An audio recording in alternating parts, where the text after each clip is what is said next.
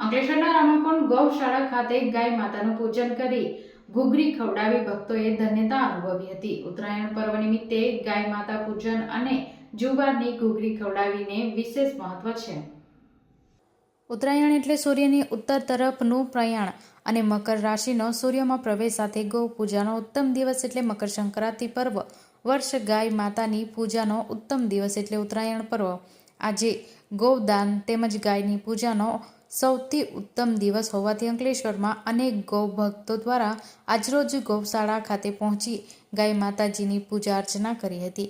અંકલેશ્વર રામાકુંડ તીર્થ ખાતે ઉત્તરાયણ પર્વ નિમિત્તે ભક્તો દ્વારા જુવારની ઘૂઘરી તેમજ લીલું ઘાસ, સૂકા ઘાસ, તલના લાડુ સહિત ગૌ માતાને વિવિધ વ્યંજન ખવડાવી ગાય માતાનું પૂજન કર્યું હતું। રામાકુંડ મંદિર ખાતે વિશેષ ગૌ પૂજાનું પણ આયોજન કરવામાં આવ્યું હતું।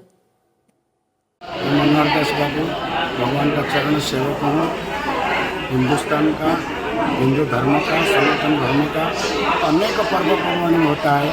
उसमें मकर संक्रांति मुख्य आता है। मकर संक्रांति का नाम हो चुका सूर्योदय, मकर राशि पर सूर्योदय को जाते हैं, इसका नाम पर मकर संक्रांति है। અને मकर संक्रांति में दान रखने का बहुत महत्व है। ज़्यादा गौ माता का दान, जिसका अंदर 33 कोटि देवता थे। गौ माता गौ मतलब पृथ्वी, पृथ्वी का माता गौ माता